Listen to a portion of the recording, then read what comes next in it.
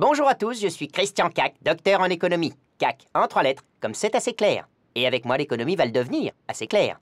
Les grandes puissances industrielles, toujours au cœur de la crise, voient leur domination économique bousculée par les pays émergents.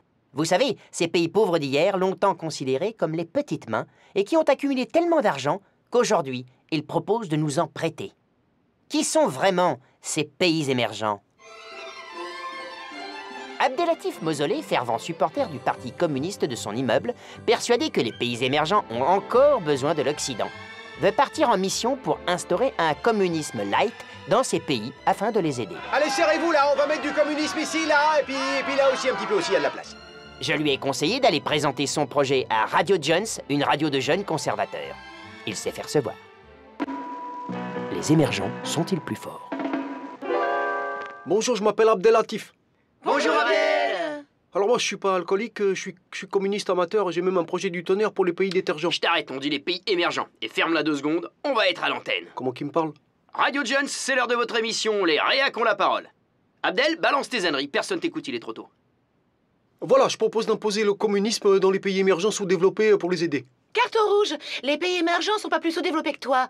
Et pendant la crise récente, l'écart de développement entre eux et nous s'est drôlement resserré, sache-le. Vu que leur croissance économique carbure à donf, tôt ou tard, ils vont nous rattraper. Eh ouais mon pote, les BRICS sont peut-être les locomotives de demain. Les BRICS, c'est pas une banque, ça? Espèce de ringard. BRICS, c'est le diminutif pour Brésil, plus Russie, plus Inde, plus Chine, plus Afrique du Sud. Oh, t'es cool, toi. Bon, là-bas, les salariés sont pas payés très cher. Ils ont pas tous des voitures, des micro-ondes, des machines à laver, tout ça. C'est pas juste. Ils sont moins riches que nous. L'important c'est la croissance, et celle des émergents ferait pâlir un trader.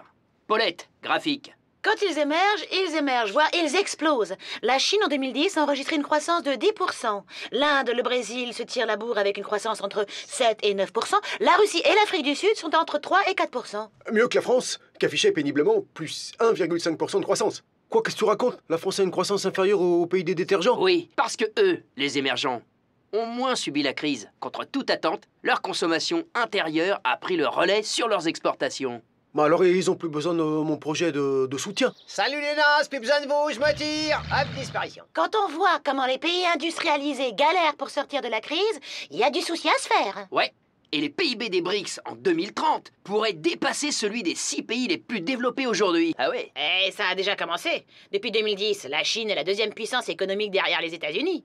Et ça en fait braire un bon paquet, hein. Faut pas que les Chinois me rattrapent, faut pas qu'ils me rattrapent, je suis quand même américain, je suis américain. Bon alors, mon projet de soutien aux pays émergents, il sert à rien. Il y a le feu à la baraque, ça perd l'hypopète. Ne jure pas à l'antenne, on va se faire déchirer par le CSA.